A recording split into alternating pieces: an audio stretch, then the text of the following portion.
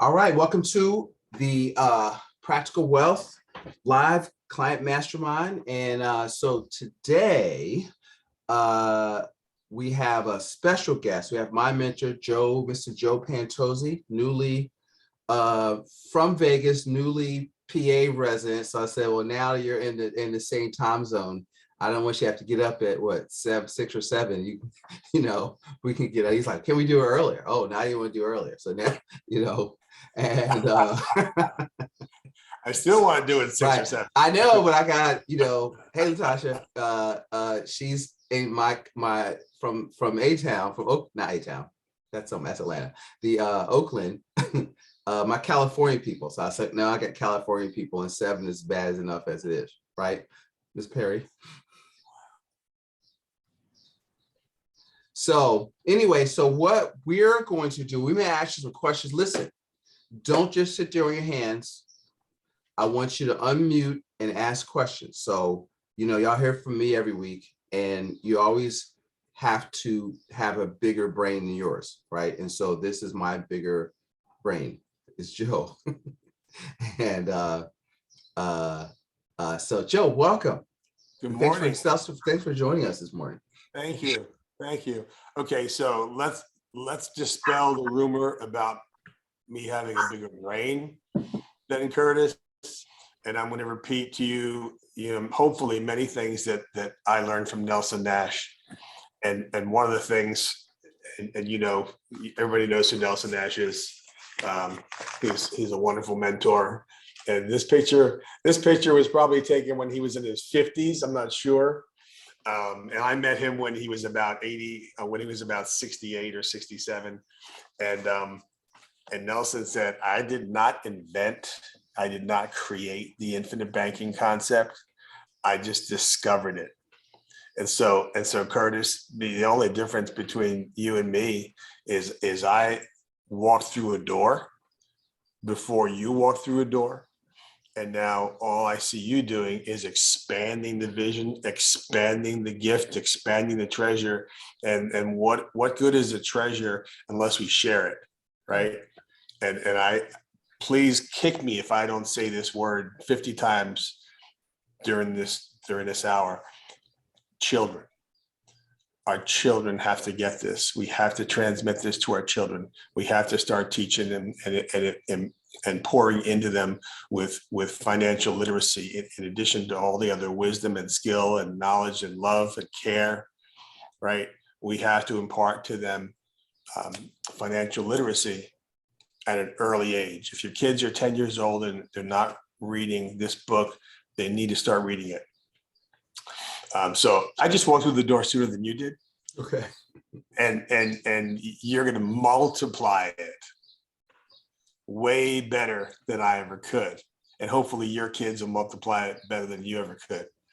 And yeah, we're gonna get better control of our wealth by using this model. And because of that, we'll be able to do more good. Mm-hmm. There we go. Simple as that. That's the thing. First of all, let me just show your book again. And so when people that are like serious, look at this and look at my book, the spiral rings, the annotated, because you wear this book out. People say, oh, I read it once. Yeah. This is reading the book. Okay. Here's my inside cover. Right. And so I saw his, like, okay, mine is kind of worn out. That's it. So when we go to the think tank. Couldn't see it. Huh? You couldn't see it? No, I couldn't see his cover. You're showing, Curtis. I'm not showing. Oh, you know what? I'm sorry. I'm gonna let you share. I'm sorry, because I'm thinking I can see you. They can see you. They can't see you. They should be able to see you though. Yeah, hold on. No, he just has. If you're looking at it on the phone, you only see one person at a time. So you have to scroll and you'll see his picture. You have to turn it into like a multiple screen view, depending on how you. Yes, I see him. I see everybody. Thank you. Uh-huh. Okay, yeah, you gotta. That's why I say unless you're out, don't do this on the phone. You need to do it on. Anyway. By the way, Curtis, there are new people on the phone, so some people may not exactly know what this is just yet. Okay, so what this is, new people, so we're letting you listen in on so this is not an intro lesson. So if you, let me set this up, Joe. So this is, we teach a strategy called Becoming Your Own Banker. So this is our client education call. So you're going to hear some concepts. It may not make complete sense because you're coming in kind of like the middle. So if you've been invited or by me or somebody else and you don't completely know what's going on, your homework is to get the book we're just talking about. That's our textbook, which is called Becoming Your Own Banker. And then get with the person that you invited you or me. You can email me at kurtmay@gmail.com and I will send you a little homework, some intro videos so you can kind of catch back up, see the concept, and then we'll go from there. So, but we're going to have a lot of great conversation about money. The main thing is we need to learn how to create multi-generational wealth. Okay. And this is really what this call is about. And every week on this call, we do different strategies on that to have, because, you know, wealth should be an ongoing conversation. Also for your new people, if you check out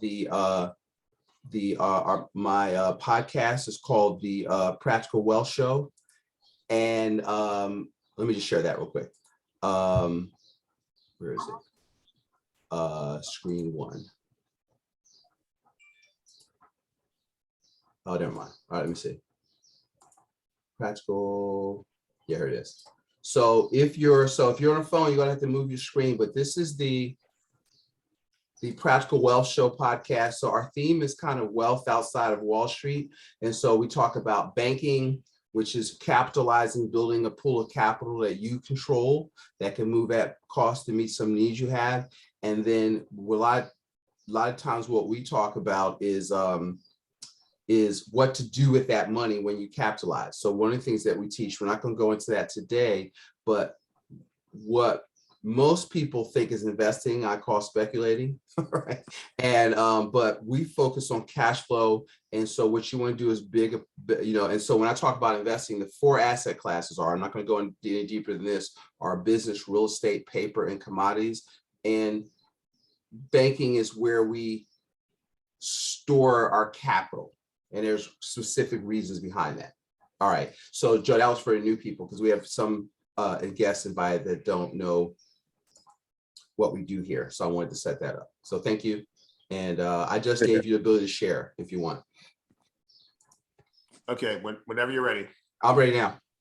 Okay, so could I just give a little bit of my history? Yes, please. You know, first of all, praise God that I didn't just drop off the face of the map when I hit share screen, because we have a very interesting, I'll use the word interesting, Wi-Fi arrangement here in Halifax, PA. And we're working on changing a different Wi-Fi system. So sometimes I have to use my screen and Wi-Fi for video and use my phone for audio. It's just a blast. It's fun. So I was a financial planner for 25 years, beginning in 1976, when I met Nelson Nash.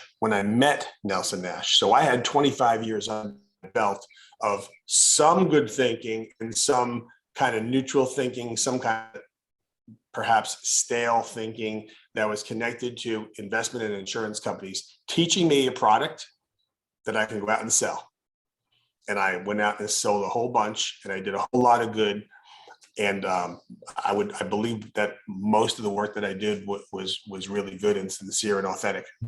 And then I met Nelson Nash in 2001, the year that he published Becoming Your Own Banker, the Infinite Banking Concept. And I just wish I could replicate his beautiful accent, because he'd say, "Son," he's from Birmingham, Alabama, "son, do you understand the way that money really works?" I don't know, Nelson. I think I do.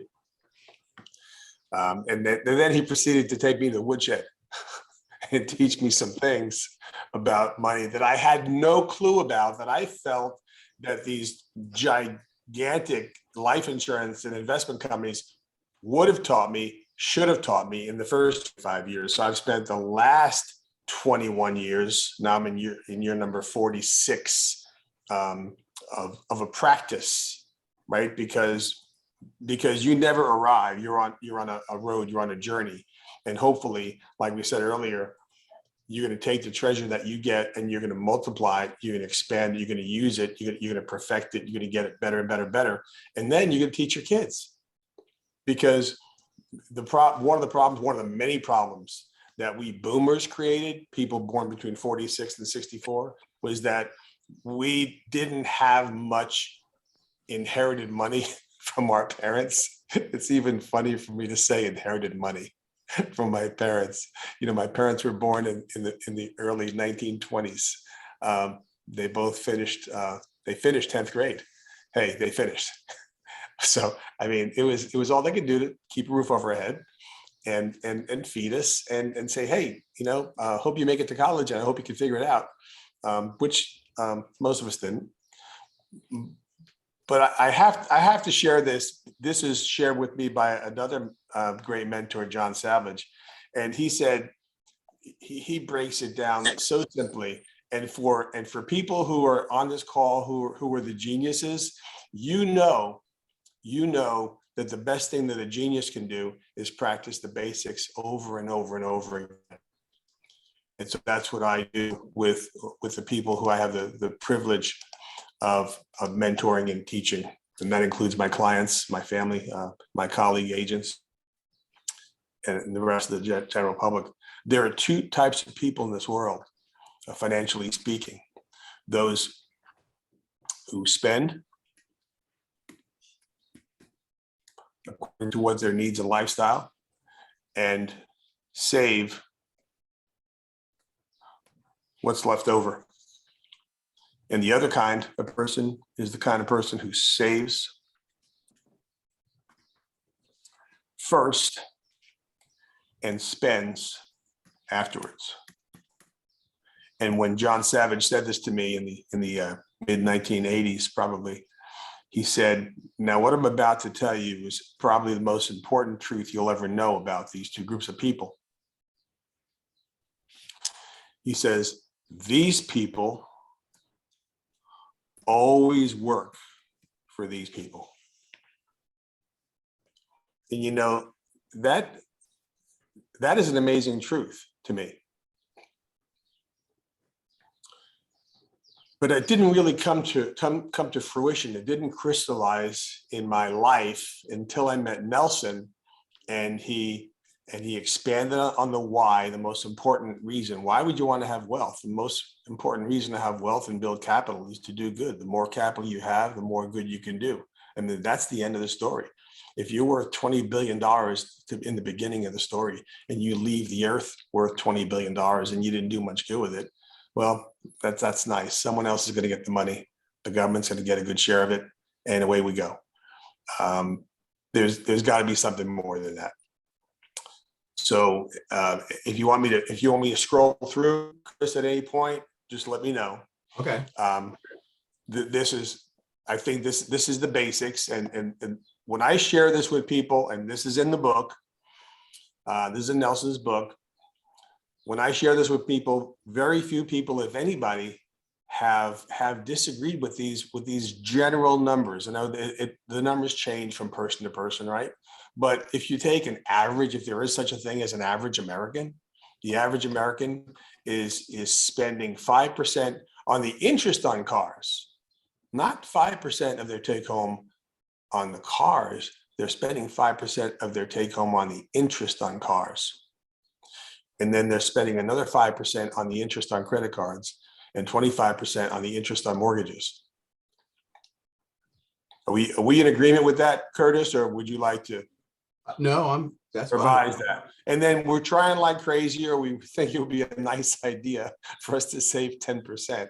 I mean, sit down and work out the math, right? I don't care what stage of life you're in right now. If you're 20 years old or you're 70 years old, think about your finances. Don't think about them too deeply or too long, because you might get a little bit depressed, like I have in the past. And I've learned, there's no point looking back, right? The devil loves you to look back and regret what you didn't do, what you failed to do, and what you messed up. And that's not what we're about. We're about the future, and we're about living in today and learning what we can learn today and applying it to ourselves and helping somebody else. And you know that you have not been able to save 10% of your gross income for the last however many years. And I have to say, when I met my bride, in 1988, Evie and I were both financial wrecks. I was a financial planner with a mess on my hands. I was divorced, had 3 kids, was paying everything I had out, and nothing, very little coming in. And Evie, my wife, and I made a commitment. We said we're always going to put God first. First 10% goes to God, period, end of story. And then the second 10% is going to go to us, because I know he doesn't mind. Okay, he really doesn't mind what we do with the second 10%. Second 10% is always going to come to me. So when I say 10%, you can just assume the first 10% goes to him. Okay, but then the other 90% is what we're dealing with. And we said, my 10%, and it's grown since then, has gone into my family banking system. And I'll refer to this a little bit more at the very end. Okay. But this is my family bank, my family fund. We control our destiny because we control the pieces, right? You can't control the whole unless you control the parts. So most of you know that for most Americans, a bank, a lender, a credit union, a finance company, some kind of financial institution controls the middleman position. I'll just call it the middleman position. And you know that if the bank is in the middle, the bank is going to make the most money. Think about any transaction that you've ever been aware of. If a transaction involves a purchase, if it involves a lease, a rental, a mortgage, an exchange of value of any kind, there's always a bank involved. There's always a banker involved. And now you may say, well, there's you could be a farmer dealing with a cattle rancher, and you exchange wheat for cattle. I don't know how many of you do that, and how many of you base your livelihood on that. That's called bartering. And okay, you can say a bank is not involved in that. I'm not going to worry about it because that's less than 1/10 of 1%, right? But a bank is in the middle of every financial transaction. And so in 1988, my wife and I determined we will save 10%, and it grew to way above that. And I told my wife, listen, you're going to put that 10% into our life insurance policies. And then when Nelson came along, he exploded my thinking. And I realized what I thought was killing a bear was actually, petting a little baby ducky. I wasn't doing it anywhere near where I could do it to build wealth. So the first thing you have to do is recognize where you're at. And if you're past this on the call, share this with somebody, because you know somebody around you who needs to hear this. And let's just look at the reality of it. If you're sending 35% of your take-home pay outside bankers, that's money flowing away from you. One of the greatest truths of becoming your own banker is getting money to flow toward you, recapturing, correcting, revising those transfers, those money transfers, and getting your basic discipline embedded in your life so that you can practice it, so that you can teach it to your kids. Yeah, can I jump in there? So, and Please. one of the things that Nelson says is that if you don't know what the problem is, the solution doesn't matter, right? And so the problem is that we are transferring our wealth away to people that create the situations, control how you think about it so that they profit, right? And so the goal is to see, most people think they're chasing rates of return, right? And on page 3 of the book, Nelson says this book is not about investments of any kind. It's about how one finances the things of life. And it's not about rates of return. And so people say, well, I don't know about this banking thing. Guys, you're already banking. You just don't own the bank. You don't control that process. And so this is about, because if you look at that, one thing I learned from Joe is we're looking at borrowing their business model, right? Because if you go downtown in any big city, who owns all those buildings? The banks, right? So, you know, we run around, we want to buy real estate. Okay, well, banks look at real estate as collateral. They're in the money business. Okay. And so what if we could merge that, my real estate investors out there, merge that thinking, controlling the money and buying the real estate and being the whole thing. So that's kind of for new people what this is about. Is we're in essence teaching you a personal monetary system is really the big picture where you get control of your money. So that was my 2 cents, Joe. That's what to add in. Awesome. Curtis, you tell me, does everybody on the call, is everyone on the call familiar with the way banks work? No. Because we can spend a whole hour talking about how banks work. And I've sat in front of branch managers of banks. I remember giving up everything. All right, Forex coach, I need you to hold on. I got you. All right, go ahead. You gotta mute yourself. When you come, well, you wouldn't know that. So most people, if you ask anybody, nine out of 10 people are going to say, well, if I was going to put money away safely, the first thing I would do is I would put in a bank, right? And people don't know, and that you don't know because at some point you'll learn the truth, and the truth will make you free, right? Most people don't know that banks are private institutions. They're mostly public. They sell stock, right? But they have many masters. So one of the masters of banks is the Fed. And then the banks have to make an allowance for FDIC. So, gee, my money is safe up to $250,000. But wait a minute, do you know that FDIC only has reserves for about 1% of losses? And anybody can unmute and tell me how many banks have failed in the last 22 years, this century only. How many banks have failed to your knowledge? Anybody? In the United States, how many banks have failed? Approximately 10. Yeah, 500 plus. 500 plus banks have failed.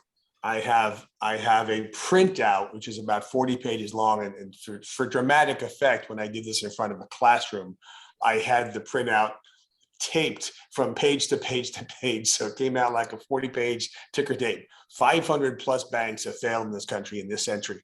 Okay. And over 10,000 banks in this country have failed since the 1920s. Okay. So banks fail all the time. And why don't people notice it? Well, maybe the story is suppressed. And maybe people have a false sense of security because they figure, well, why should I care? I'm covered up to $250,000 in FDIC. But wait a minute, FDIC insurance comes out of the rate that they pay you. That's one of the reasons, one of the many reasons why they're paying you 1/4% on your money, or 0.5%, or 1/10%, or 1 basis point, 1/100% on your money, right? But we're just talking about banks. The lowly I is down here, right? So the banks have all these masters, not to mention stockholders. Banks have to turn a profit. And we feel, well, bankers are safe. Banks are safe places to put the money. Well, if we take a car and we're gonna finance a car, what's going to happen? Our money is going to go to the bank, and at the end of some period of time, that car is going to outlive its usefulness. We're going to sell it or trade it in, and we're going to get another car, and we start the process all over again. And who makes the majority of the money in the transaction? Well, the car depreciates, but we have continued to pay banks, right? Meantime, by the way, don't worry about the banks because they'll be okay. Right? They'll be okay. In the in the year 2017, I'm going to use real round numbers. They had about $1 trillion of our money, $1 trillion. And we expected to receive an interest rate because we lent the banks our money. See, we thought that we lent the banks our money, but if you look into the laws concerning banks, you'll find out that once you make a deposit into that bank, that money becomes the property and becomes an asset of the bank. And what you have is an unsecured promissory note. It's unsecured because you are not the first in line. Okay, so if you look back in the last 22 years and you say, well, 500 banks have failed. How could the banks fail if they have the FDIC? No, the FDIC covers your savings account, your checking account. It does not prevent the banks from failing. Bank founders are human beings just like you. They make mistakes. They make bad choices. They take risks they shouldn't take. But think about this. They took in $1 trillion. They had $1 trillion on the books in 1 year. And they paid us about $3 billion. And that turns out to be, and percentages aren't that important, but it was about 0.3%, okay? Just using round numbers. They paid us about 0.3% on average. But how much did we pay them for the privilege of lending them our money so they could lend it back to us? I'm going to ruin this whole page. We paid them $50 billion. That's a bit of a swing, right? 50 billion that we paid them to lend us our money. They took it in, they repackaged it, and they lent it back to us. And they paid us $3 billion. That's a swing of 16 to 1. So for every dollar that they paid us, we paid them $16. Now, right there, that should get you thinking there must be something else to this story. And maybe the banks are not as selfless as I thought they were. Maybe they're not the wonderful financial institution. Listen, they're not an evil financial institution. They're out to make a buck, but they're practicing finance the way finance should be practiced. And I know that Curtis talks about velocity all the time. So what banks do is banks, they speak with forked tongue, right? Banks are saying one thing and they're doing another. They say compound interest. You should worship the virtue of compound interest. Well, compound interest is having your money earn money, having interest on top of your interest. And you can only do that by having your money sit in one place. So in order for you to receive compound interest, your money has to sit. But what do banks do when they take the money in? They spin it around. They practice fractional reserve banking or fractional reserve lending. And we can get you a white paper by a PhD economist who talks about money being created out of thin air. Now, the bad news is every industrialized country on the planet except one practices fractional reserve banking. So we're not going to change this anytime soon. But you just need to know who the players in the play are. And you want to learn what banks do, and you want to learn it a little bit more deeply than we have so far. And what Kiyosaki says is that savers are losers because they let their money sit.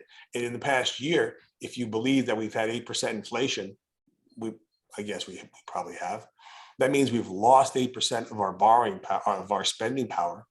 If we had $100 in the bank, it's worth $92 in purchasing power.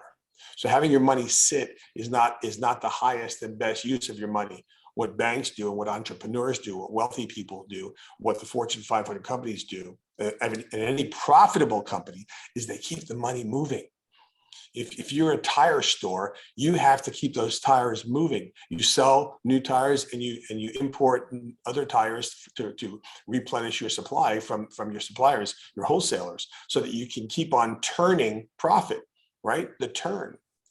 And we as consumers have been swallowing the Kool-Aid that financial institutions feed us so that they can make a profit because they give us the idea that they're there for our good.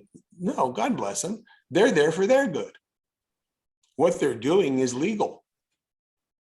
We just have to learn how to think like bankers. So when we get the money in, we need to start learning how to turn it. I'll take a breath and have you jump in, Curtis, and anybody wants to ask a question about this chicken scratch.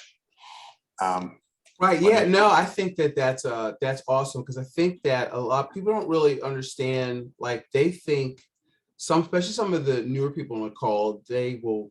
I thought this was about life insurance, right? And that's a tactic, right? That's a tool that we use to help you employ the strategy.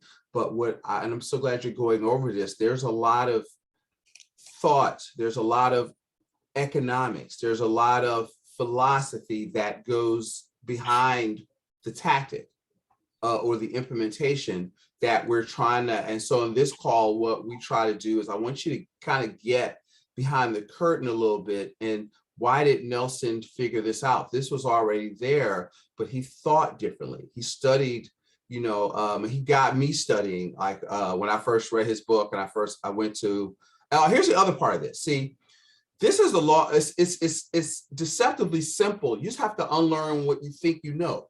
Okay.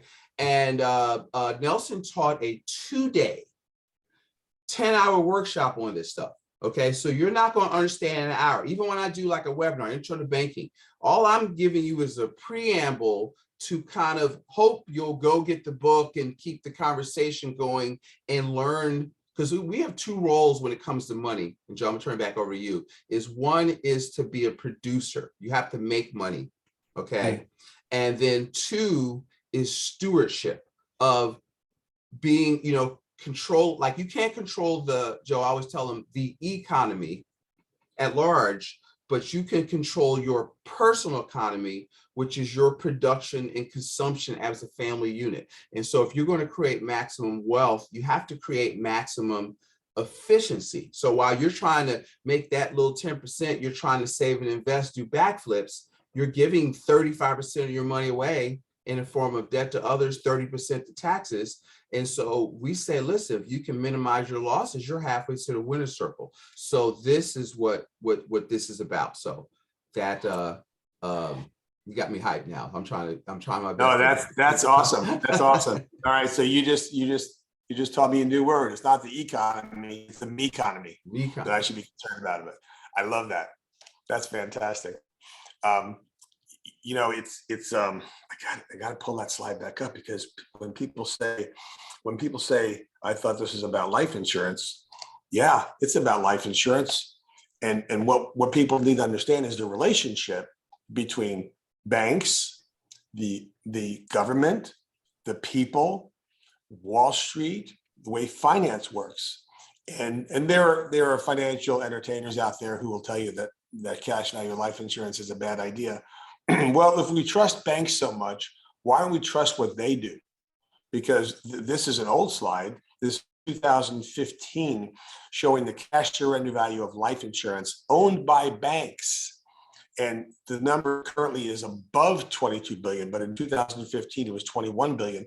Just that one bank Bank of America had $21 billion of cash value or equity inside life insurance policies that Bank of America owned for nobody's benefit except the insiders of Bank of America, not for stockholders' benefit and not for savers' benefit or depositors' benefit. Okay, so when we say, well, how do the banks take all this money in? They make all this profit, and they're only paying us 0.25% or whatever it is. Well, because they're putting it toward their own profit, and they've got thousands of executives covered by life insurance policies that Bank of America owns, and they use it to fund, or at least partially fund, their retirement plan. Because guess what? Some of those executives die. And when they die, that creates a windfall that the bank uses to pay out the executive's family, but also the bank uses that life insurance to recapture and replenish the money it laid out for the policies in the first place. And the policies that banks buy are modeled the way that Curtis is modeling them, and the way I'm modeling them, and the way Nelson Nash modeled them. So when people say to you, life insurance is a bad investment, it's absolutely a horrible investment, but it's your capital. You don't end with life insurance as your base capital foundation. You begin with it as your foundation. And so I think about how business owners, it's a miracle to me that any business owner in the United States is able to make a profit at all. Because before they take a dollar for themselves, they've got to satisfy all these people. And then little old me is at the bottom. And we share the concepts of becoming your own banker, a different banking concept, with business owners, because business owners are just ordinary people who had a good idea. They have something that they love and they're passionate about. And they say, you know what? I think I could do this 100 times a week and make a business out of it. And so they do. But what they wind up doing is they create a social network for their employees. It's a social support fabric for employees. Business owners do a heck of a lot for business, for benefits for employees, which they should, right? And if they love their employees, they should take care of them. They should love their customers, because their customers create their profits. But many business owners fail, and we know this. Most businesses fail after 5 years. And the reason they fail is because they forget that you must not only be skillful in the product that you're creating and selling, you have to be skillful in finance. I've met many lawyers. I started my career working with lawyers with life insurance. And in the year 2000, in the year 2000 in Las Vegas, 3 different attorneys committed suicide. And 2 of them specifically were about to be indicted or arrested for mismanaging client funds. I mean, it's a lawyer, for crying out loud. They have education, they have market, they have credibility. They couldn't manage their business. And so the dark side took over and they decided to steal. Right? So most people don't have the dark side taken over and deciding to steal. Most people just don't know how to manage the profit. Hey, I've got to make sure that I need to develop my business and run my business plan so that I have a profit.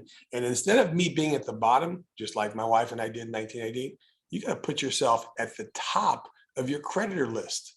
You need to be your own best customer. You need to be your #1 creditor. I told my wife in 1988, and I've repeated it 1,000 times since then, if you are tight with money and you have to make a choice whether to pay my life insurance premium or whether to pay the mortgage, you pay the life insurance premium, because we're funding our bank first. The mortgage will catch up. Listen, if we're 10 days late with the mortgage payment, we'll pay the late fee. If we're a month late with the mortgage payment, we'll catch up. Yeah, go ahead, Daryl. Oh, I'm sorry. You got a question? No. I thought I was answering another call. Sorry about that. Okay, yeah. So you know what happens is we handle our money and we depend too much on credit. So if we have a dollar of debt and we have no asset backing it up, we will have no asset that grows. So if I rented when I was a kid, and I was paying rent, which was 100% profit to the owner of the place where I lived. But then at some point, and this is not a good example because residential real estate is not an investment either, right? That's the place where you want to live, right? Building up rental real estate as a capital asset that produces cash flow over and above the cost of the property. Now that's an investment. But just to have the conversation going, what we do in America is we create that debt based on our signature. A Visa card or a credit card is nothing more than a signature loan. There's nothing backing it up. And that's why they're able to charge us 20 and 30%. And we have nothing backing it up. We have no assets. And what Kiyosaki says is savers are losers because they spend their seed corn, they spend their principal on liabilities. What rich people do is they expend cash flow on liabilities. You want to buy a nice car? Take it from passive income. First thing you have to do is you have to create passive income. There are many ways to do it. So instead of being in debt naked and having no asset underlying the debt, one thing you can do, and I'm not endorsing this, right? I am a stockbroker. I'm different than Curtis. I actually have clients with money on Wall Street. It's probably 10% of my practice, 90% is life insurance. But I still have clients with accounts on Wall Street. Job number one over there is still not to lose the money. But just so you know how a margin loan works, you can have a stock portfolio and you could borrow against your stock portfolio. So you're not taking money out of the stock portfolio. Your money is still continuing to earn, hopefully, but you're paying the broker dealer, the investment company, an interest rate because you're borrowing using your stocks as collateral, right? When you're borrowing on a Visa card, you know what your collateral is? It's your future earning power. So your future wealth, your children's wealth is what you're borrowing against. And the United States with a $30 trillion US debt is borrowing against our children and grandchildren, great-grandchildren's equity and wealth and income ability in the future. So you could take a margin loan. It's better than borrowing with no asset behind you, but there is also the possibility that you could have a down period here. Now, what happens is, let's say you're borrowing $50 on a $100 portfolio, and the market goes down to 60.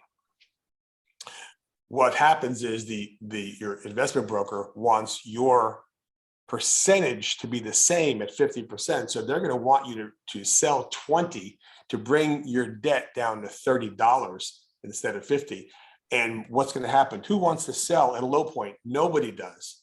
But the way a margin loan works, if you don't pay that debt down to bring your percentage of debt, your debt asset ratio back in line, your broker will sell that asset for you because you've signed the loan document saying they can. So what happens is you bought up here, you bought high and you sold low. Now, even having said that, a margin loan is better than having no asset against which you can take loans. Real estate is probably a better example. Now we do know that real estate can still go up and down, but historically in our country, real estate never goes to zero.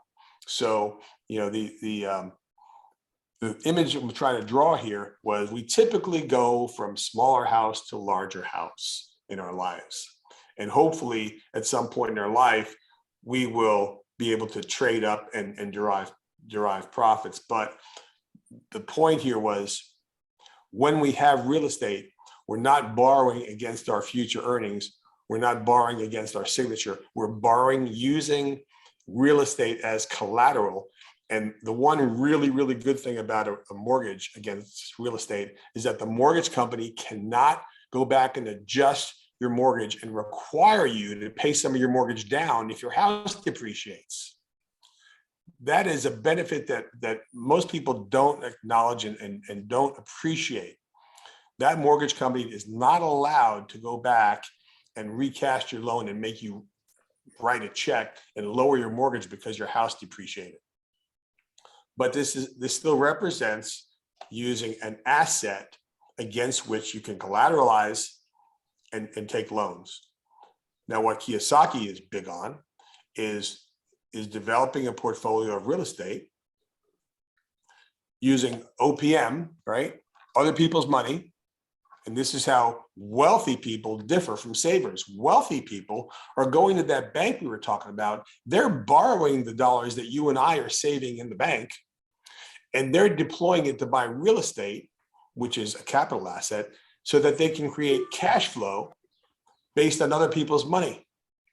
So when you look at the math, and if you like to do a follow-up, Curtis, or maybe you do it yourself anyway, we can go into the math of that so that you can realize if you want to look at rate of return, it's the only thing that looking at rate of return does, it gives you a fun exercise. At the end of the day, it's not about rate of return, it's about volume of return, meaning volume of dollars. But it is kind of fun look at a real estate portfolio and say, you know what, my friend down the street paid cash for his $500,000 house so he could rent it out. And he made $50,000 in rents last year and he had no mortgage. So what did he earn? He earned $50,000 in rents over a $500,000 property. That's 10%. He got a 10% return.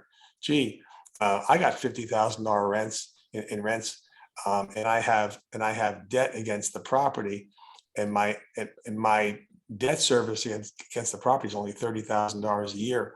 So my rate of return was over 100%.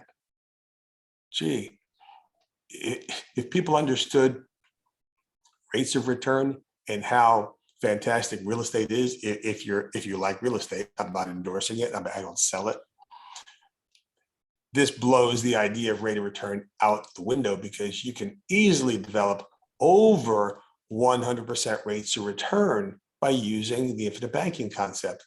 Have you gone through that model? No, I want to. I say one of the things I want to talk about because I have a lot of investors on the call, and they're, and it's like, well, why would I put it here?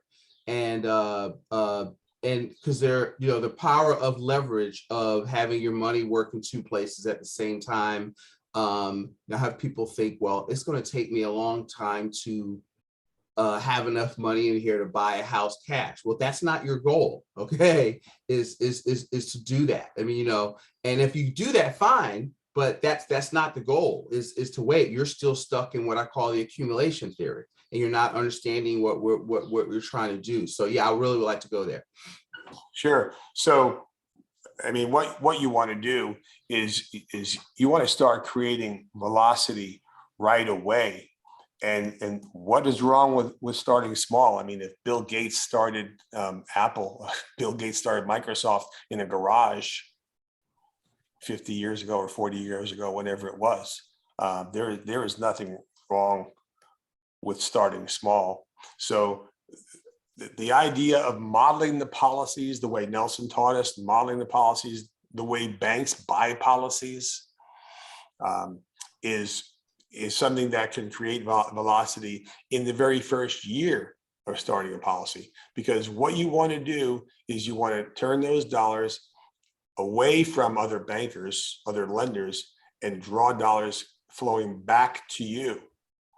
So modeling policies correctly can start to create cash flow in year number one, but it's not the cash flow from the policy. It's deploying the cash flow either into investments that you like, which have nothing to do with us, i.e. real estate, or deploying the assets into a business that you own. You may be a serial entrepreneur. You may own a donut store. You may own a coffee store. You may own a restaurant or a tire store. You may have lots of different businesses, or you may have one business with 50 copies, 50 stores.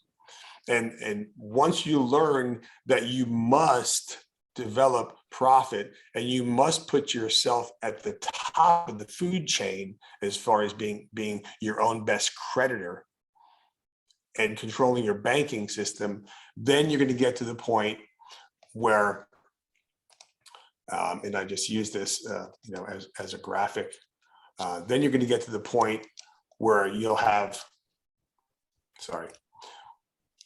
your own system and you're in the center position. So what's represented here on the left is my portfolio of policies, and that's not really exactly correct because you're seeing 5 or 6 policies on the page here.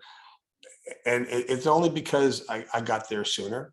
It's not because my brain is bigger, but I probably have about 30 policies. And the older policies that I have, which were the tiny, tiny, tiny ones, I wish now that they were 100 times bigger because I'm paying a few $100s a year into those policies, and the dividends and the growth are multiple of what I'm putting in the policies. I have to continue to stress this. Most people don't work for 30 years and go into retirement for 40 years. If you're in that situation, God bless you. I hope you live to 100 years old, 110 years old. I hope you have a nice life, and I hope you have plenty of things to keep you occupied. I'm 69 years old, and I'm continuing to expand the right side of the page here because I'm building more businesses, because there are enough people out there that still want to learn about finance and economics and the truth about money, that I'm kept busy all the time.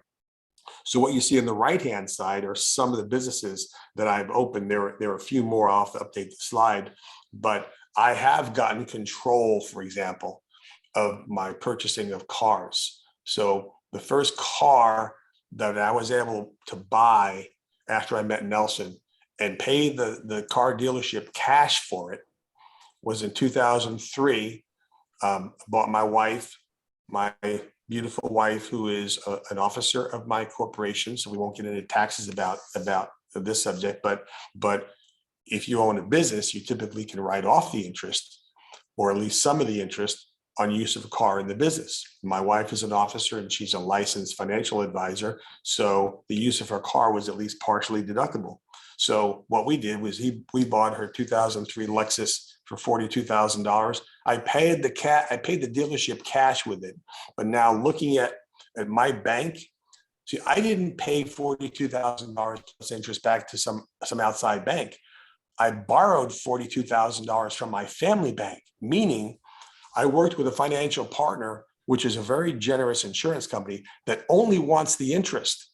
They don't even care if I pay them principal back, because guess when they're going to get their principal back? Worst case scenario. When I turn 100 and I graduate and my $1 million policy pays out, if I borrowed from them and didn't pay it back, which I already did, they would keep the $42,000 and pay my wife or my heirs $958,000.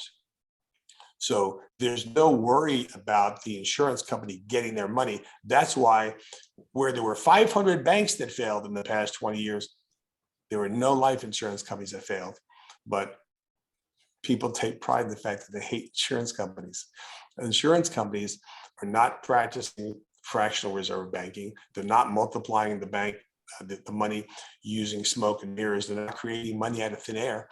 And insurance companies represent the Austrian model of economics, which we believe is the right model, where you have $1 of asset to back up $1 of debt. You don't have a portfolio with no assets and just full of debt. That's what gets people into trouble. That's why these insurance companies are all over 100 years old. The companies that we work with exclusive all were originated in the late 1800s. So they're 130, 140 years old. They pride themselves on not losing the money, having a fortress balance sheet, and being able to invest money out into the future. So I've got a portfolio of policies. I use those to finance the very first basic thing: finance your first car. Joe, let me step back. I want to make sure, I want to connect the dot here. I want to make sure they're getting. So the players in the play are the saver, the banker, and the borrower, right? So the saver, so when Joe says treat yourself well first, so in our time, say, look, the part of all you earn is yours to keep, right? From the richest man in Babylon, you must pay yourself first. So I don't care if that's 10, 15, 20%. So what I mean is, if you make 100 grand a year, let's just say, for starters, 10 or 15% of that is you saving. So the saver means, that liquidity goes in as premium. See, guys, what I learned from Nelson was premium, and I didn't always understand. It took me like 5 years to get this one, Joe. Premium is the maybe longer, right? Because some of y'all sent out the video of how to think like the bank, and that thing where you flew us to Vegas, and I was like, would you rather have? I want you to maybe talk about that for a second, because I did not get that. We had to talk about that after the meeting was over, and then I brought you on this call because I didn't understand it, right? So that's why you're practicing. I'm a practitioner, right? But saving. So out of that 100,000, 15,000 of it is flowing in premium. He's paying life insurance policy. Because the question I get is, well, how do you get the $42,000 to buy a car? He put it in there. Okay. Adam Smith says that in order for the bank, the author of the what's it called, the Wealth of Nations, 1700s, okay, a Scottish philosopher. The he says, listen, in order for the bank to make a loan, it must first have a deposit. Okay, so one of the things that we see, y'all are taught to invest, which is to send money away for you for the hope of cash value or growth. We teach you have to capitalize. You have to create a monetary base from which you can use to flow out. So he saved it. Banking is not the policy. I want you to look at and understand this chart. The insurance company is the depository. That's where the cash is being held. I'm sorry, Joe, you might about to go into this. I get excited. Good. Keep going. So what happens is, so now he's taking a policy loan against, so he's not borrowing from the policy, he's not borrowing his own money, okay? He's collateralizing the pool of capital that he's created. That means the insurance company loans them their money, thereby his money is still in the account making money. So boom, your money is still making money. Now the banker, the family fund is a checking account, okay, that he uses to manage his system. And this is a monetary system. And then on the right, the borrower, AOA is his company, Alpha Omega Wealth, freelance, Paradise Dream, generational wealth, car loans. So we're starting with, because what happens is you could put a little box below that and say your $3,000 vacation, right? It could, so yes. You start, it could be financing your, like car insurance rates are cheaper if you pay for them annually, right? So you could take a loan, pay the annual premium on your Allstate policy, and then make those payments at the cost that we're going to charge you back to your banking system and pay off the policy loan. I mean, it could be that little because it's about efficiency of money. So sorry, Joe, I just had to hop in there. No, that was excellent. That was excellent. Hey, think about one thing, and this is in the news lately. They're talking about inflation having been 8% in the past year, and that's probably true. Okay, but you all can remember a time when loan rates at banks were higher. You can remember a time when mortgage rates were higher. The highest loan rate I ever paid on a mortgage was when I assumed the loan of a property I bought, a house I bought to live in 1982. 1982, I assumed a $100,000 mortgage at 13% interest. 13%. So do you think it's possible that rates could go up in the future? Well, I took a 3.25% mortgage on the house I'm living in right now in Halifax, PA. And I understand from our mortgage banker that rates are hovering about 5% now. Okay, that's 50% higher, right? Can you imagine a time where rates might go up to 7 or 8 or 9% or 10% or 12%, and you might need a business loan to shore yourself up during a weak season in your business? Well, guess where you have money available at a worst case scenario of 5%. And if you're buying a policy this year, the loan rate maximum is 4%. So when everybody else is paying 10% and you have a place to borrow 5%, guess what you become? A lender. And I'm not suggesting that you go out and lend to your friends and business associates and competitors and so forth, but you would have the ability to lend at 10 or 9 or 8, only if you had collateral and only if you had a Loctite contract. But the point is, if you could borrow at 4 or 5%, you could easily lend at 10 or invest at 10 and make a profit, couldn't you? So we're not even that's 100% return. See, that's people don't understand money. That's it's like, oh, only 5% big deal. No, it's bigger than that. And part of that is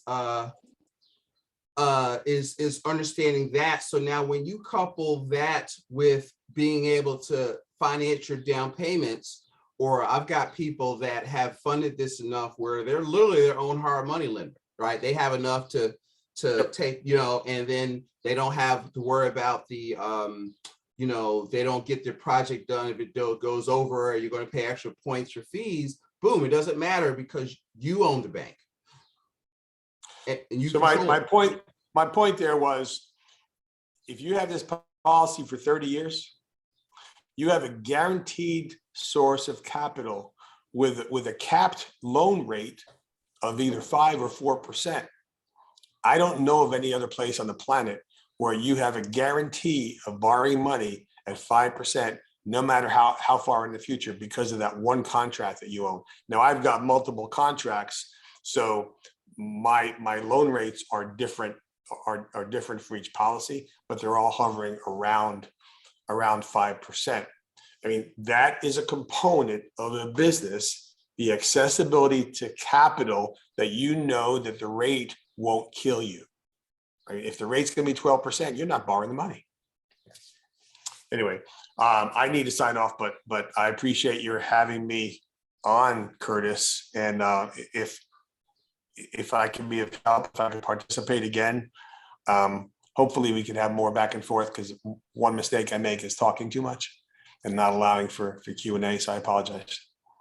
Yeah, look, every time, I make this a once a month thing, right? I'm sure they would be ecstatic, because there's a lot to talk about. And I'm pretty sure that, we've got some people that have been working with us for a while. We got new people, and I think they've kind of gleaned that, okay, there's something going on here, and I need do a little more research. And that was the goal of this call. Awesome. Read the book. Read the book. Read the book. Mr. Pantozzi, this is Troy Slaffy out of Philadelphia area. Just real quick. Hey, Troy. Actually, the information you shared, no one needed to ask a question, because you highlighted things that many of us were unaware of.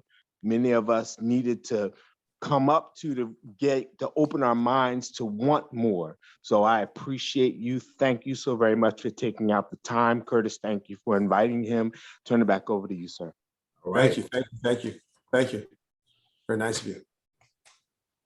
All right, so Joe, if I would let up for Q&A, but if you got to go, we might keep the call open for another 15 minutes or so. But thank you. So you want to give him a closing thought before you go?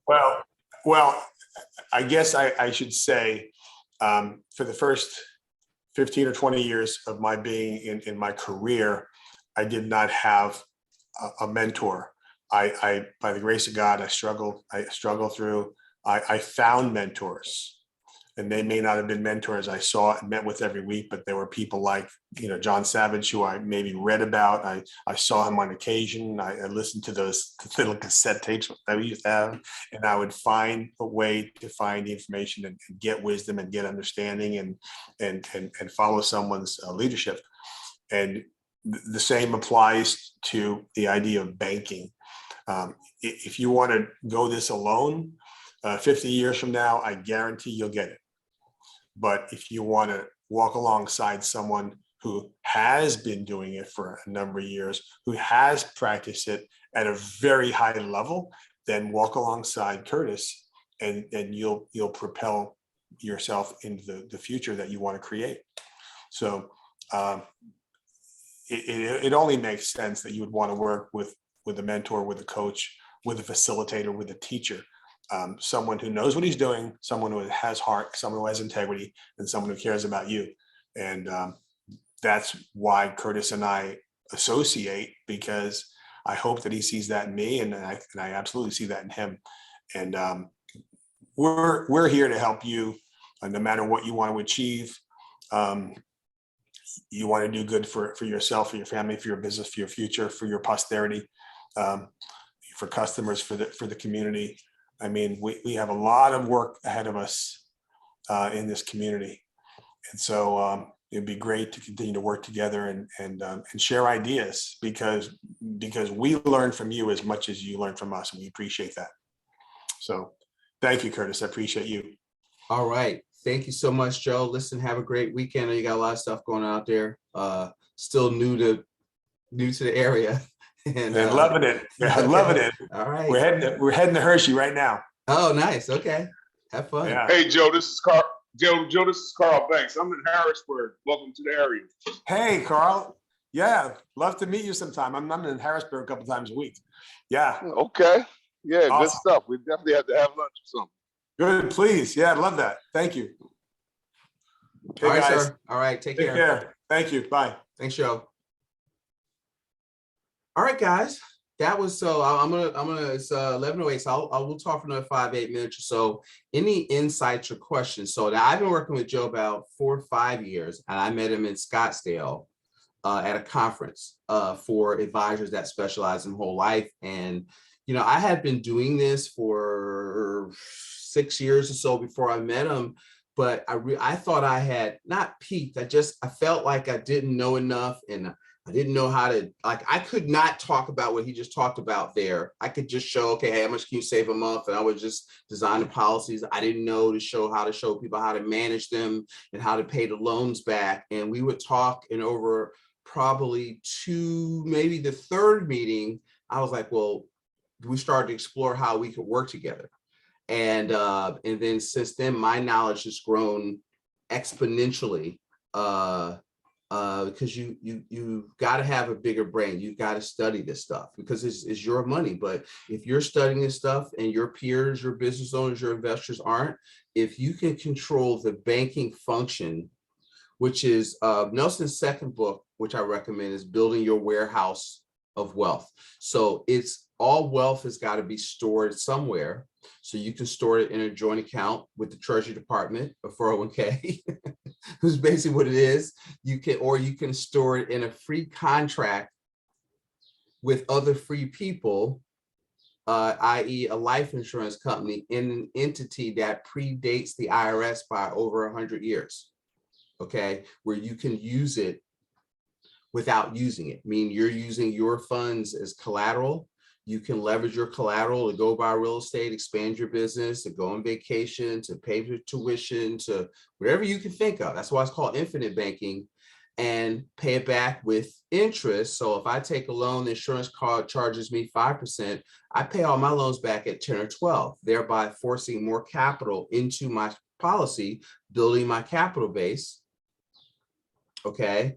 And when I pass away, because it's not if, guys, it's when. Nobody gets out of here alive, then I leave multiples of hundreds, thousands, or millions of dollars in tax-free wealth. And that's how you build multi-generational wealth. Rich people love insurance because you want to create the most wealth with the minimum amount of money. That's leverage. And how do you do that? And bypass probate and bypass inheritance tax and all that kind of stuff? That's with life insurance. All right. And so it is the center of your financial strategy, and premium is the solution, is not the problem. Okay. So it's for new people will ask me, well, how much does it cost? That is absolutely the wrong question. It's how much do you want to save of your revenue? How big do you want your pool of capital to be? And so you've got to start wherever you can start, whatever is affordable and comfortable. And then, you begin to, expand that. Stacy Foster, can you talk? Unmute yourself. Oh, so let me add to that. So who's on the call? So also with people that if they brought you that are associated with, that are our coaches that can help you with, Troy Slaffy, who's the number one producer in, so it's Alpha Mega Wealth, which are my business partners. There's Practical Wealth, my company, and then our team. So there's Troy, there's Sabrina, there's Rhonda, who's I think is in Florida somewhere at a conference. Tamika is a new person who's learning how to do this. Tamika, sorry. And so Stacy may not be able to join. If you got your hands up, I want you to kind of tell me what you told, briefly, what you told me about what you discovered, if you can talk about that. If not, I do want to bring you on a podcast and let you share that in detail, but if you could share a little bit now, that'd be great. If not, we'll do it another time. So he might be, he's driving, he might not be able to do it. And so anybody Give me some insights. What'd you learn? Was this a good thing? Some of you already been doing this, but every time I talk to him, I get new insight. So share some of that for me. Daryl, what'd you hear? Sabrina, what did you hear? In that order. Troy, what did you hear? Okay, hello. Wait, go ahead. Who's that? Stacy? Yeah, I'm sorry. I was confused how to unmute my How mic. to unmute? Okay. I'm sorry. That's right. Okay, I'm sorry. What was that? So the question was, you remember that story you were sharing? We talked, what you called me? We talked what, last week before last? And what you discovered, short version of what you discover, how it worked, and he just started another one. And didn't you buy a truck with it or pay off a truck, one of your trucks? Yeah, I used it part of the bank for part of the down payment on one of the other truck I had. And when he says bank, so, his properly structured dividend paying whole life insurance. He borrowed against it. Go ahead. Right. Just for new people.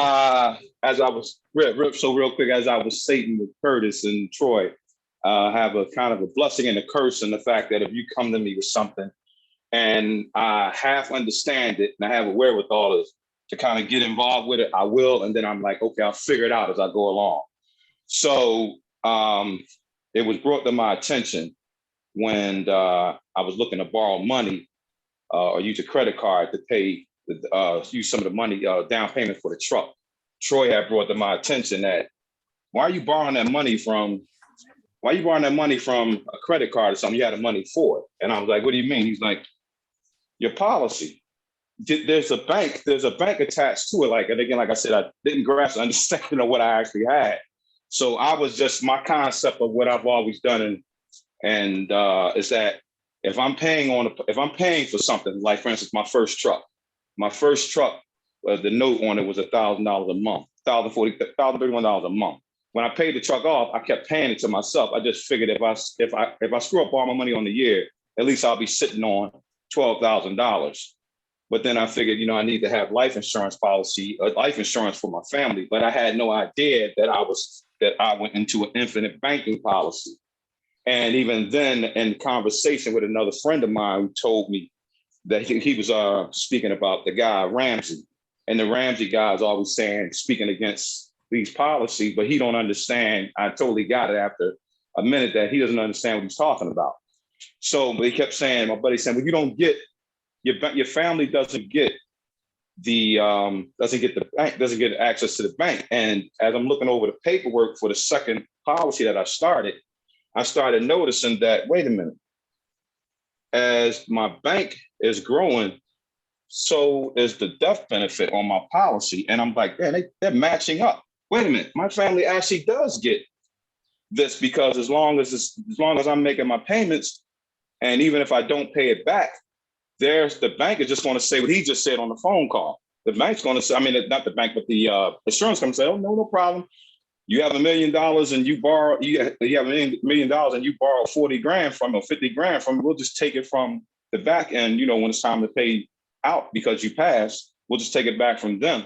But the whole time they have the policy, the bank is building because I'm paying, as long as my premium is being paid, that at that point, then I'm like, damn, the light just went on. I totally get this now. So now I was able to explain to my buddy, like, you can stay with that term life insurance if you want to. It doesn't grow. And you're more than likely you'll outlive it. And when you outlive it, that's right. Even if you get one of those policies that they'll give you the money, they'll give you the money you put down, they'll give it back to you. Right. But they made money off it the whole time, and you didn't make a damn dime. And now you got to start a whole nother policy. I had a big time real estate investor call me about, it's called return and premium term. And I was like, that is a complete waste of money. And I was shocked because that you just don't fundamentally understand the time value of money. You're going to let the insurance company hold your money for 20 years, getting no rate of return, get your money back. And to the point, it doesn't buy as much 20 years ago as it bought today. And you just lost money. You think you're getting your money back. You're not. You're getting back less money. But now think about this. So with the truck makes you money, right? Correct.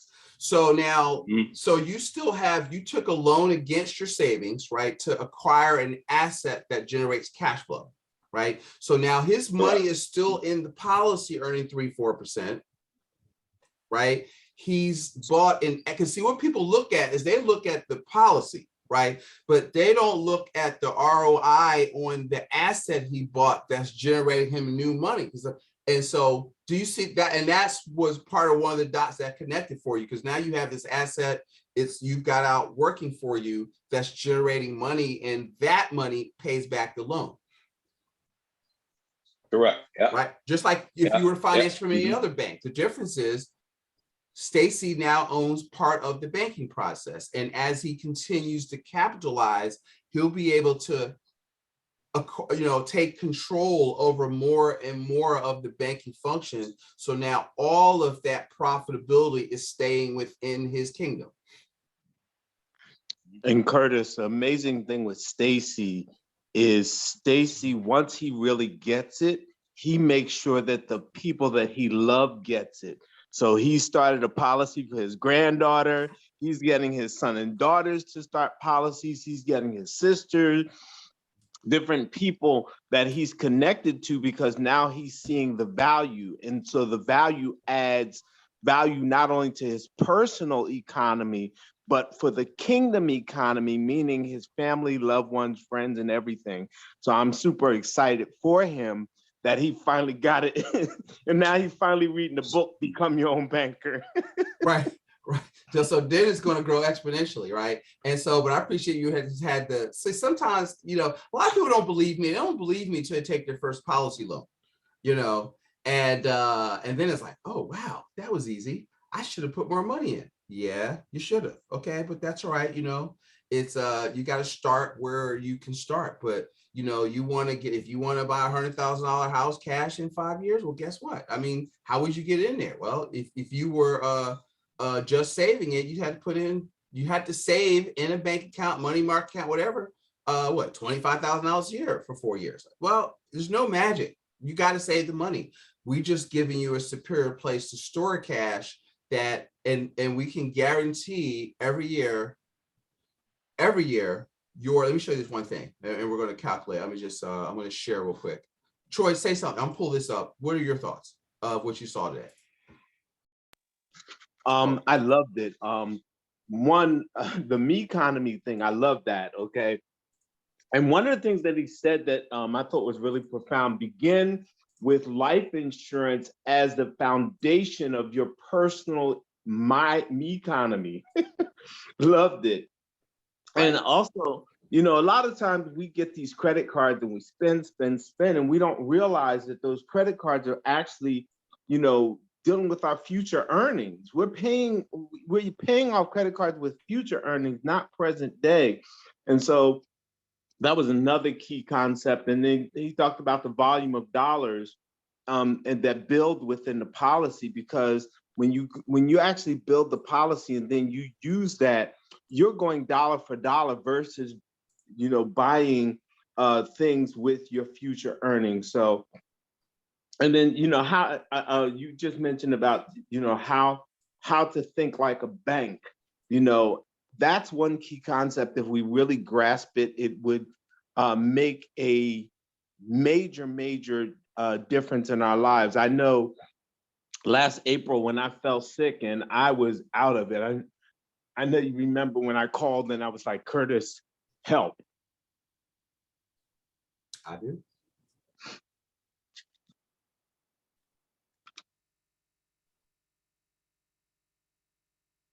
It was a difficult time, but my policy sustained my life. Had I not followed the instruction early on, I would have failed. So thank you for just being consistent and staying on me in the beginning before I got it, to finally get it and to have it work to save my life. People have no idea. Because I was on his ass. So, and what are you doing? you know, and I'm not, don't tell anybody, but deep down, Yeah, I mean, I'm a nice person, but don't tell anybody. So, no, but when I say it, I mean, like, I have such gratitude for that. And just like you're on me, I've been constantly on Stacy. So it's like each one teach one. yes. And it really has that trickle down effect. You know, our community has been totally disenfranchised with not having this understanding of money, and to be in a position not only to help myself, but now help others. I just had a friend hit me up that has his banking system. His bank was hacked, $21,000. And he called me and said, oh my God, Slaffy, can you help me? Can I borrow $5,000? And I just went in and I looked and I said, hey, remember you have the infinite banking. You can borrow your money from there, because they're going to go ahead and reimburse his money. Someone sat outside his home, literally hacked into his internet, stole $21,000 from his bank account. Who would have thought that could ever happen? But because he, for years, has paid into his infinite banking system, he had the money necessary for him to sustain his life, because he set this up years ago and had no idea what he had. So when he called me the other day saying, Slaffy, can you help me? I'm like, I don't need to help you. You can help yourself because you already built this. One of the things I find is that it's these stories that sell this and help people to gain the understanding. Facts tell, but stories always sell. When he called me saying, hey, I got hacked $21,000 from my bank account and I don't have no money, but now he borrowed from his infinite banking system and was able to sustain his life. When I tell you this is a lifesaver, people just really don't get it, Curtis. Right. And it took about 3 days to get it, at least 2 or 3 days max, to get it from the policy into his account. See, so that one of the things is, where do you see, the major question is, thank you for sharing, is where do you store your cash, right? And so do you want to have some money in the bank? But if you're sitting around in with 50, 40, 50, 90, $100,000 in a bank account, you don't get it. That money's at risk. That would never happen. And banks go under, you know, policies don't go under. Okay, is the other part of that thought. I'm going to end with this, just for some of the new people. I want to get this concept on there. We always review it. Is, you know, investing is not about buying, it's about becoming. And what are we trying to help you become at Practical Wealth? We want you to become the wealth creator, right? So there's 3 types of people. There's the spender, or what I call the debtor. So this line represents the 0 line. You have nothing, you owe nothing. And so what most people do is, if you don't have any money and you need a big ticket item, that something you can't pay for in full out of cash flow, you've got to go into debt. Debt meaning that you're using future earnings as collateral, the way just Joe said, and then you pay it back, work your way to 0. You borrow, you pay it back. And so what happens is, most people, like I'll talk, when I consult with people financially, what's your goal? Oh, I got to get out of debt. That's a goal. That is not your number one goal. I hate to tell you, right? Because all that means is you're working your way to 0. Okay. So you're 0. You gave all your money away to the financial institution who you loaned, who you borrowed money you didn't have, tying up future earnings. Okay. So this is the other people. This is the part the Ramsey crowd don't get. Okay. Well, get out of debt, work your way to 0, and then pay cash for everything. And so saving is delayed spending. Save, take it out, drain your tank, you're back at 0, save some more, drain your tanks. And people don't really understand the concept of opportunity cost, how much money you're missing in the dip here that you're losing because you're breaking up compounding. Compounding is good, but compound interest works best over time, uninterrupted. All right. And so you're still at 0. And so what we want you to become is the wealth creator. So this is, to translate this, so this is you earning, saving, paying yourself first. So in Joe's example, this is money going into the policies. So now you've got a line of uninterrupted compounding of your money going up. Then what we do is we collateralize our savings. So borrow against it, we still pay it back, but our underlying money never went backwards. Okay. And then what we're teaching, and the verse, the reason of this call is, okay, a lot of people, when we pass away, boom, a lot of people revert back to the zero line, or maybe here, but most people on this call, I won't say most, a lot of people on this call are underinsured just on the death benefit part of their life insurance. So if you're over 40, take your annual income, multiply it by 20. And if you don't have that amount of protection, you're underinsured. If you're under 40, it's take your annual income and multiply it by 25. And if you're over 50, multiply it by 15. Okay, that's called your economic life value. That's what you're insuring against. Okay, and that's what I use term insurance for. I mean, there's nothing wrong with term insurance.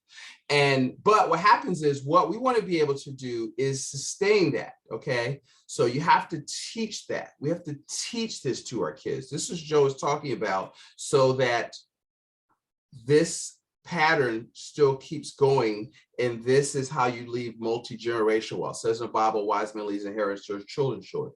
This is how you do that. Okay, so that's how I'm not going to even go to the rest of it. This is all I wanted to kind of close out with today. New people, yeah, go ahead. Kurt, this is Darryl. Real quick, I'm sorry I missed last week.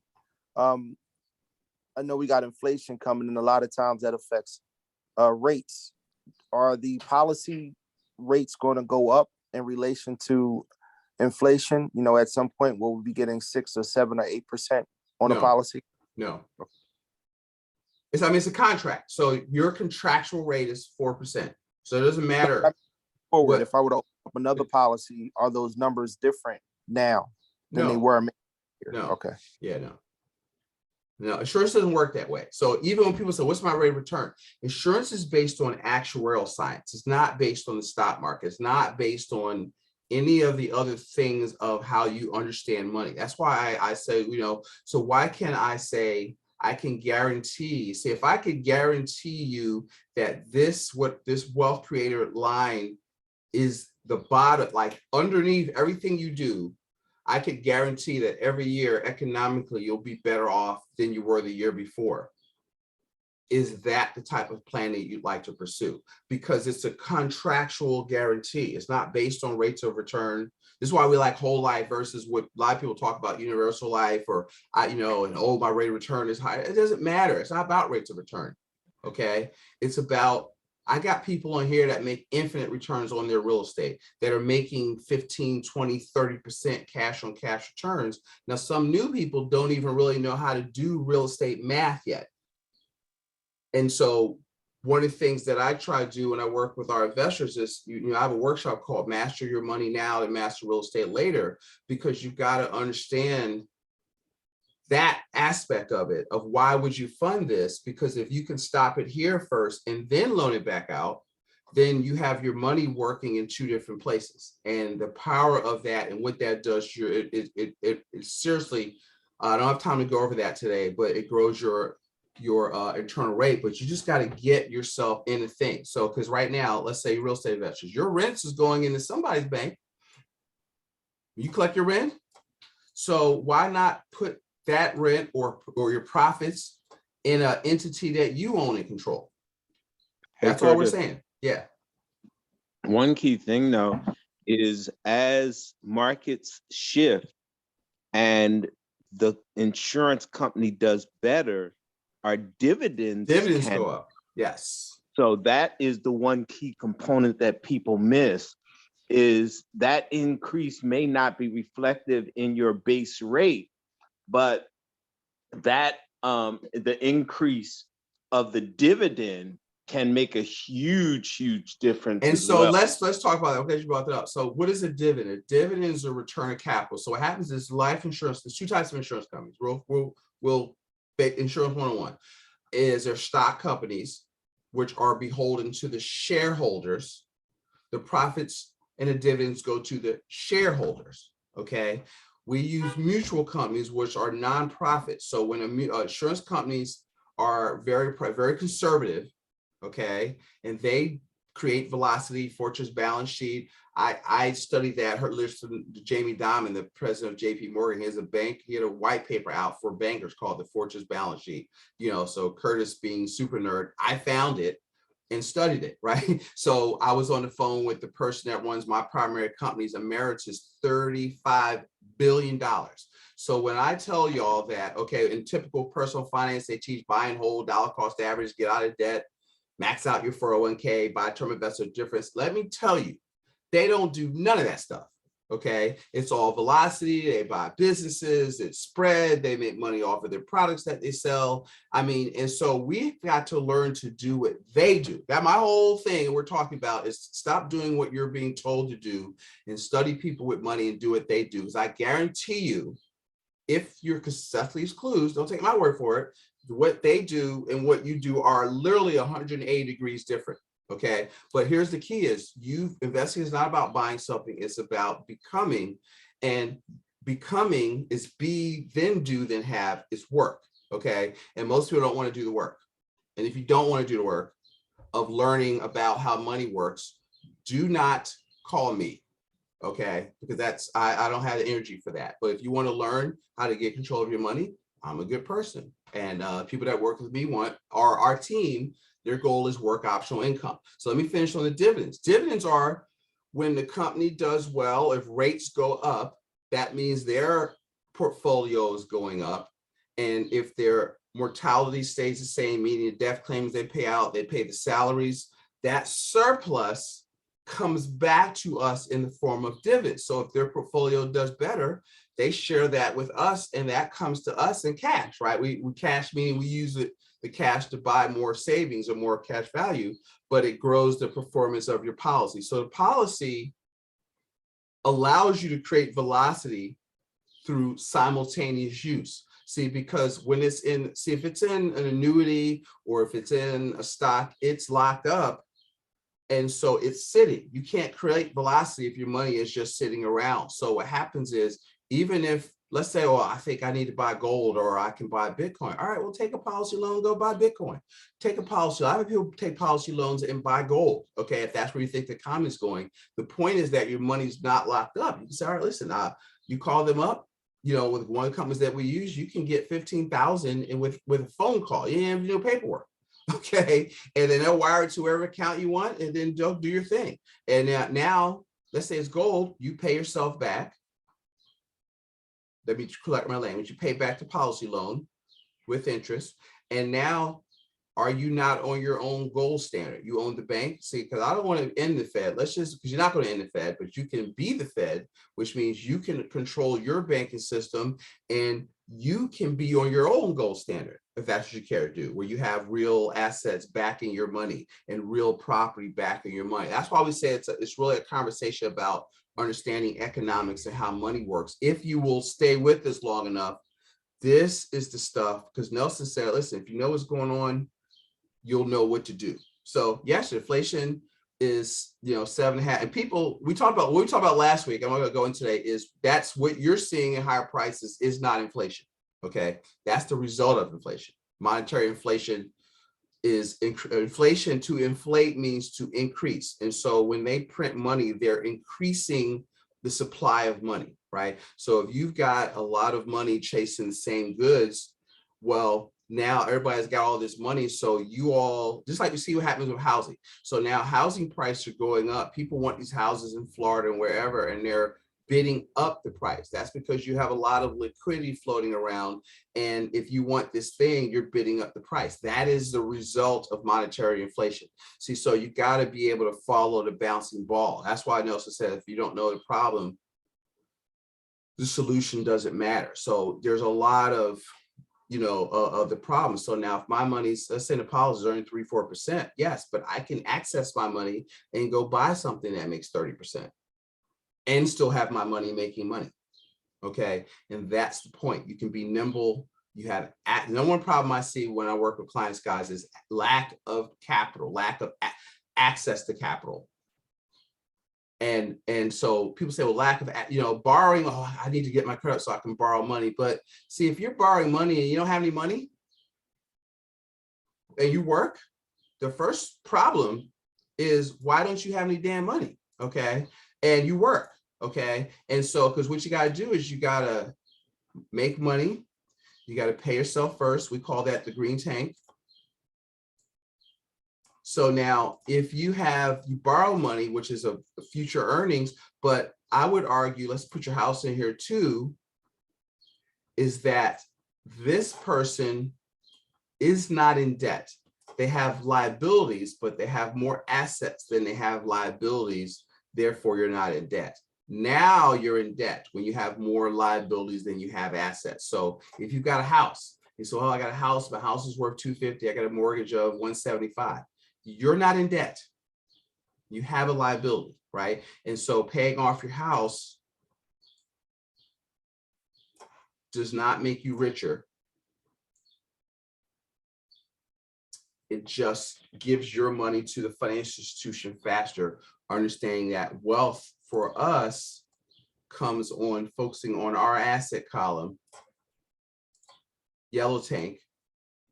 And then, but our focus at Practical Wealth is to teach you how to buy it. If you listen to my show, what do we talk about? The 4 asset classes: business, real estate, paper, and commodities, with the emphasis on cash flow. And our goal is to get to a position of what we call FU, all right?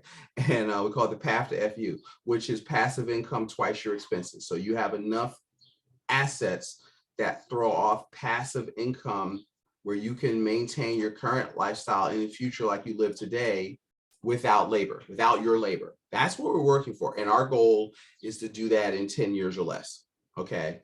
And it's very hard to do that focusing on capital gains and accumulation.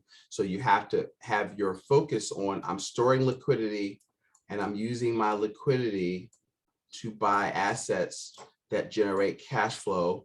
I don't need to live on all that, so I'm going to save it. So now I've got even more assets to buy even more cash flow. And then you just play the game and you're in a wealth cycle. And now you have more money to give away. You have more money to, you know, as Joe says, if you have more capital, it gives you the ability to do more good in the world. And how do you get money? Money is a result of what? Creating value in the marketplace. So if you want to make more money, if you're not making enough money, then you're not creating enough value. You're not solving enough problems for other people. You're not. And so if you want to make more and you don't feel like you're making enough money, this is a talk for another day, then you've got to, how can I be of more service in the marketplace? Because money follows value. So with that, guys, I'm gonna let you go. It's 11:40. I only meant to go to about 11:15, but you know, I get excited. So I hope this was I was excited to have Joe. The recording of this, I may actually chop it up a little bit and put some of it on YouTube, but the recording of this call will go into our membership site, the Money for Life Club, where we have the cash flow narrative newsletter, where we talk about, you know, the we call it ugly cash flow triangle: business, real estate, paper, and just keeping this conversation of wealth building going. We're here. Let me put my email in the chat, because some of you I just put in as a one-off, and so We have new people. So yeah. if you could put the Money for Life, I mean your the thing, the link for yeah, your the link for the membership. Okay. Yeah, for your membership. Thank you. Thanks for sharing, Troy. Just wanted to tell you thanks. Thanks for sharing your story, man. Yeah, it's powerful. I mean, y'all have no idea the stuff. I didn't even know that part. And this is a big deal, guys. This is not about life insurance. Okay, I hope you're getting that part of it. I can't find it now. Where the heck is it? I appreciate everybody for being here. Yeah, I'm excited this is our community, and is power in being part of the community. So I appreciate everybody for showing up each week and adding value. That is the key part. And of course, now I can't find it. Where the heck is it? Hold on a second. All right. Any other comments? Well, I'll pull this out. I'm trying to find the link. Any other comments, insights as we close? I just have one thing to say. Today I understood it a lot more. That diagram really helped. You know, when he had his family picture and the businesses, the saver, banker, and borrow. That helped me understand a little bit more. But my question is, I think I asked you before, but I'm just not clear. Like, Uh. I know I have my policy. Mhm. However, how much, I know I have a set amount I pay each month, Mhm. but can I increase it? Like, do I have to ask permission or can I just send more than I'm supposed to? You can send more than, we'll have to go over it again. Yes, you don't need permission because they'll always take money, right? More money, but there's a cap, right? That you can put in, and it's not the insurance company's cap, it's the IRS's cap, okay? So if you try to put too much in too fast, it creates something called a modified endowment contract.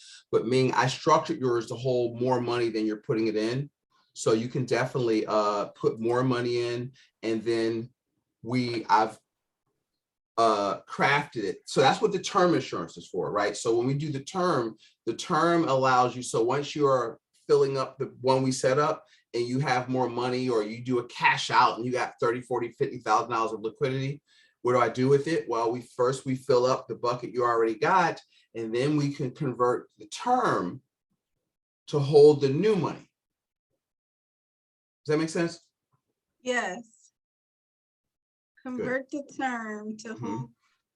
And so you do that with me. Just, Okay, so that'd be my second bank. Yeah, so now you'd have 3 policies. You'd have 2 whole life policies in a term, right? And so, but the term allows you to create new policies without having to re-qualify medically. Yeah, okay, great. In like 3-4 days, boom, we got a new policy. And so now, go ahead.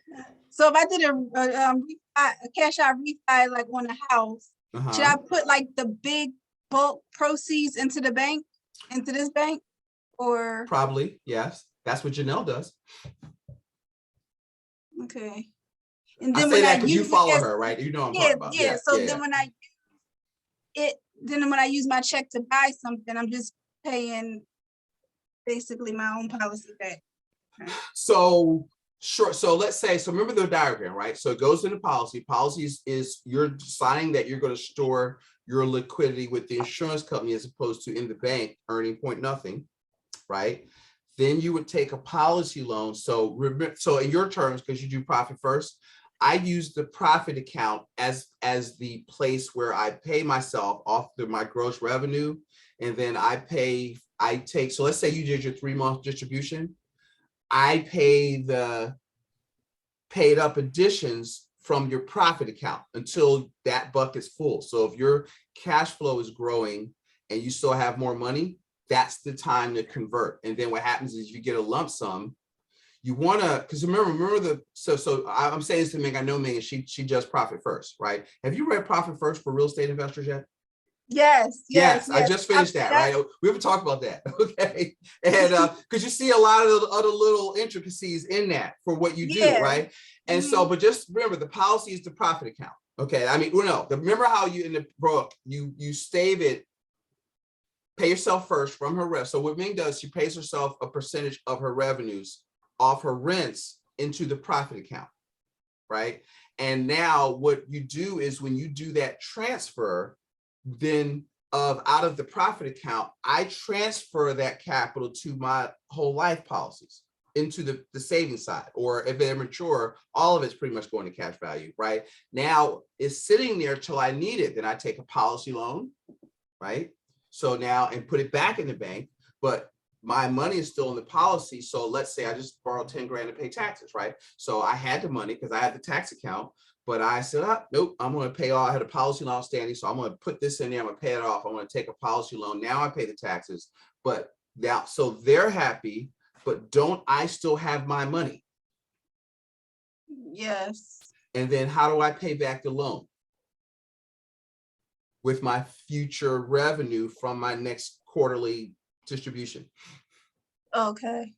So we'll get into it, but you see, that's what I say, it's a system of money management. And so all I've done is created a place for you a superior place for you to store your liquidity. And it's all about the movement of money. It's not about trying to accumulate X amount of dollars over 20 years and then go do something. I want you to use it now. Okay. I Okay. can't use it now until it accumulates. I have to wait It's about. something in there now. I mean, what I'm saying is now might mean, if you read Nelson's book, that's the other book I want you to read. He doesn't even show. I read that one too. Okay, so when does he start? How long does what's the minimum he shows? Now, I'm not saying this, so you don't have to wait a year to touch it. If you dump a lump sum right away, I have people, we dump in 30, 40, 50,000. They literally take a loan out for a deal like the following week after policy is approved. So you don't have to wait. It depends on how you're funding it. Okay. Oh, okay.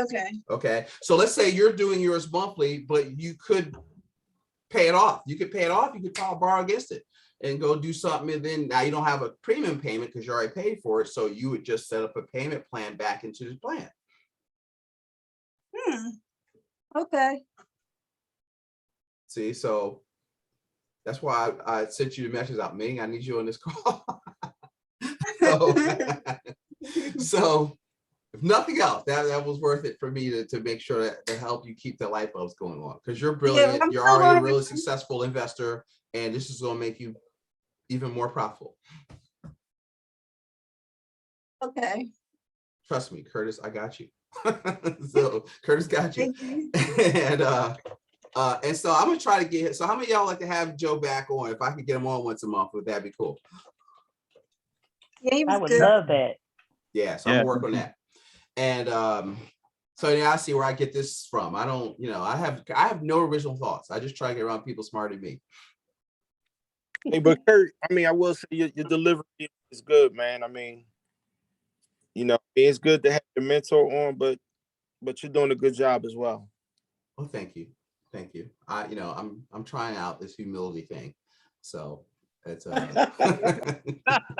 with jokes. No, Curtis, the interesting part is that and I'm speaking for me, to see someone that looks like me makes a difference. Because when you're hearing it from, and I love the fact that Joe can share wonderful, and he did share some great other aspects, but the reason why I was willing to follow so readily, because you look like me. So you can relate to where I've been and where I'm going to. I look better than you. Let's just be accurate. No, just kidding. All right, go ahead. No, I'm sorry. Yeah, but I mean, honestly, it's something about the reflection of who you are. I can see me in you. And so therefore it's easier to follow, in my humble opinion, but that's me. That I'm speaking only for me. That's me too. I wasn't going to go there, but I mean, it's important that we have, our kids see people who look like us, knowing that we're capable of controlling our own finances. Yes. And this is something that our elders taught us. You can't control your own finances. You got to go here. You got to have Mr. Insurance Man come down here and collect his money. It was totally opposite of what this is. So I appreciate it. Yeah, I appreciate it. I mean, the deal is it's kind of like what's out there. And so like, even when I do the shows, I'm trying to show, when I do interviews, I'm trying to show their belief system, some of their tactics, because to Cecily's clues, and I don't think we study the work that's involved. I want to be a wholesaler. Okay, well, let me show you the work that's involved in that, becoming a good real estate investor. And I have a person on here, I think she dropped off that bought, she's a total stud. She's been investing for 1 year. She bought 16 properties in 12 months. And now that came with some trial and tribulation, but since she's taken massive action, she's becoming an expert a lot faster. And so this time next year, stuff it's not even bothering her. I mean, it is bothering her, but she's working through it. It'll roll off her like water off a duck. And so what happens is we kind of got to go through what we're going through faster and not be afraid to fail, because failure is part of it. You don't learn anything through success. You got to screw up. My dad used to tell me, you learn by screwing up. Just make new mistakes. Don't make the same old ones over and over again. And so, hey Kurt, one last thing. I need you to figure out how to teach this to organizations, because we lose a lot of our wealth also given to organizations that don't properly manage our money, i.e. churches, i.e. some of the organizations I'm involved in. And when I tell them about, you know, you got this $1 million sitting here. The first thing they want to say is, we got to go put it in the bank and let it sit for 3 years, or put it in the CD. And when I try to tell them about things like this or key man policies, you know, I really need, you know, experts. Or to they put it in the figure- stock market. I had an entity put, you know, they wouldn't do this, but then they didn't understand it. They thought it was too risky. Then they go put $1 million in the stock market. I'm like, really? And so, okay, you know, but listen, I already know how to speak to organizations. You just got to get me in front of them. So if they need to see somebody else, I'll bring Joe with me. Okay, he's happy to share, or both of us, or just me. I can do it, and we can do it. So if anybody you want to talk to, I already can have that conversation.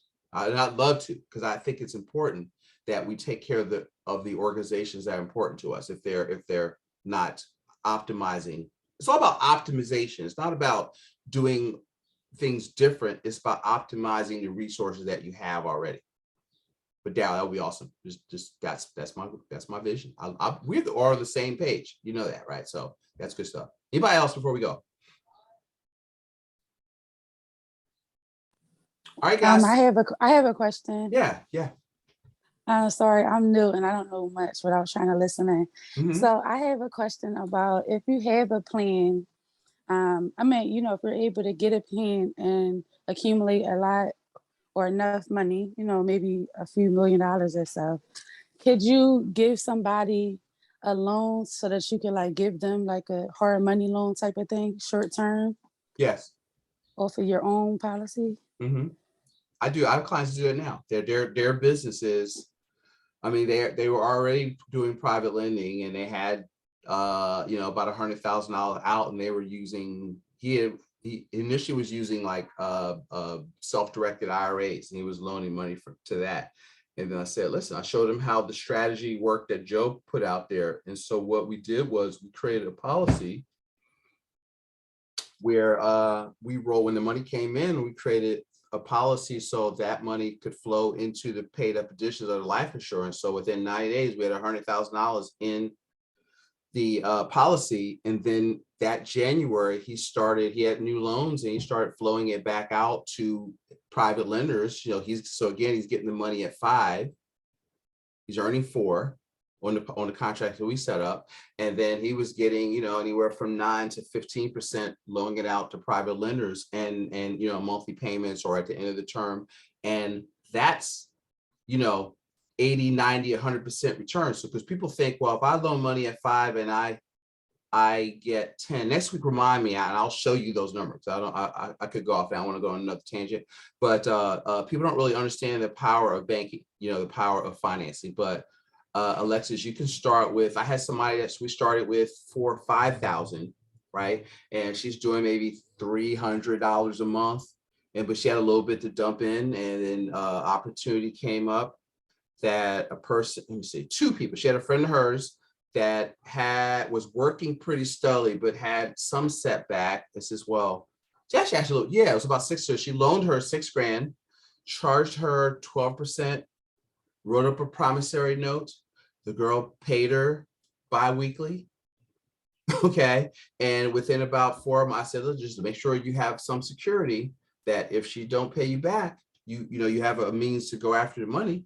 And then she did that. And then I had another client that needed some help, and she had created a second policy by then. She loaned this person $10,000 at 12% and had it taken out of her paycheck every time she got paid from an allotment that you could set up. And so those are the first 2 things she did with her policy. And then she what did she do? She did something else. I forget what the other thing was, but those were like 2 little instances of being the bank. I had another person. She had a person that was using payday loans, you know, paying, what do they charge? 18% or something like that, something crazy, 15, 20%. And she said, listen, stop doing that. What do you need? I said, listen, I'll loan you the money. I think she might charge this guy 10, 12%. Yeah, you're going to pay me back just like them, but I'm only going to charge you 12. And if you don't pay me, I'm going to take your butt to small claims course. And she drew up a promissory note. So, you know, you can help people, but you have to still, like, if you read the Richest Man in Babylon and the 5 laws of gold, and then there was I forget the name of the chapter, but so-and-so talked to the money lender. So you've got to, so when you go to a bank, why do you think they make you look at your credit report and they look at your assets and how long you've worked? Because what's the banker's number one goal? Can you pay me back? Okay, so a credit report, for example, is a written verification of your integrity. That's what a credit report, that means if somebody loaned you money, did you pay him back? Did you pay him back on time? If you don't pay back on time, or if your thing is spotty, then you're a higher risk and they might be willing to loan you money, but for that risk, you pay a premium for that risk, which is a higher interest rate. So see, it ain't personal, it's money. And so you got to understand how money works. And we've got to teach our kids how money works. And that's the goal of this call. So let me stop recording. So I might have to edit this down a little bit, but